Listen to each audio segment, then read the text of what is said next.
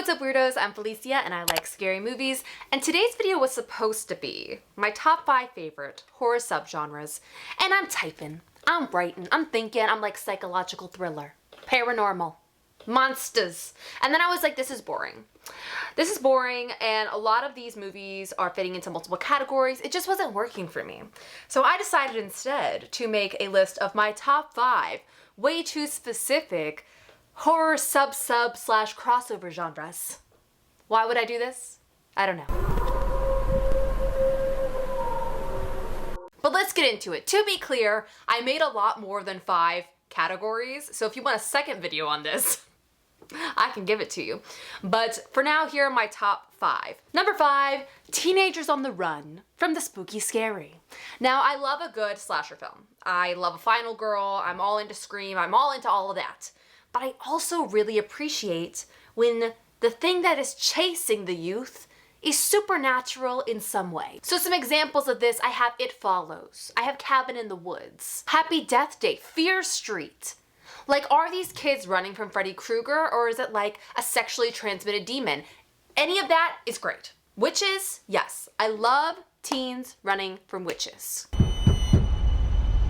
Mom? No, it's me.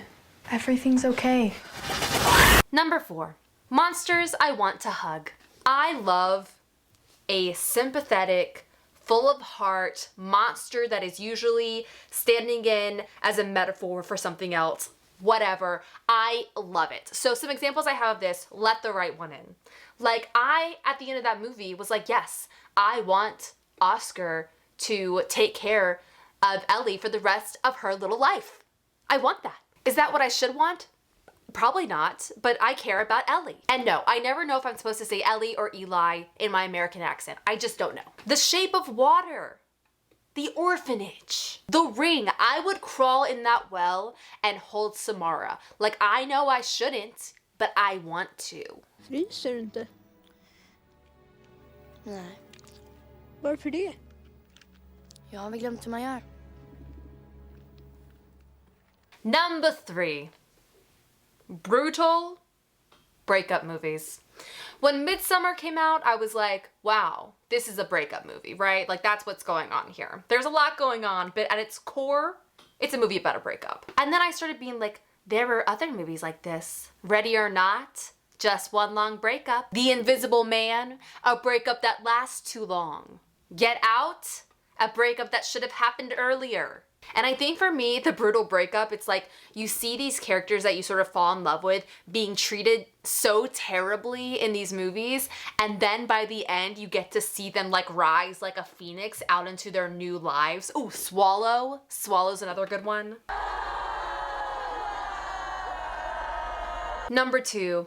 Girls with the power to ruin your life. I like to think I'm one of those girls. But for this, I have a lot of girls with supernatural powers. I'm talking Carrie, I'm talking Ginger Snaps, Jennifer's Body, The Craft, obviously. And a lot of these movies are a female character going through some sort of traumatic event, or something happens and the powers kind of rise out of that. And I just love that message of like, bad things can happen to you, but you will be stronger for it, and then you can get your sick revenge. I don't know. It's kind of nice. I get this ache, and I thought it was for sex, but it's to tear everything into fucking pieces. And number 1, moms that need a vacation for the sake of themselves and others. I mean, moms in horror movies, I could talk about all day long, but let's just briefly say some titles here. Hereditary. Annie needs a break, y'all. The Babadook. I have never felt so bad for a mother in my life as watching that movie. The Others. We'll add a stepmommy in. The Lodge. The Shining. Even though technically I guess she's on vacation, that doesn't go well, but whatever. Good God, A Quiet Place and A Quiet Place Part 2. Give Emily Blunt the vacation she deserves. Like, for me, there's something about the idea of a mother's love being so intense that it turns to chaos and destruction. I mean, even Psycho could fit that category. Because nobody admits anything they've done! It's just really good stuff. So those are my top 5 favorite I can't even remember what I said the first time. Way too specific subgenres in horror movies. Let me know if you want to see 5 more. Also, if you have any that you want to put in the comments down below, I would encourage that so I can read them. If you haven't yet, hit that subscribe button, give this video a thumbs up, and I'll see you in the next one. Have a nice scream. Bye.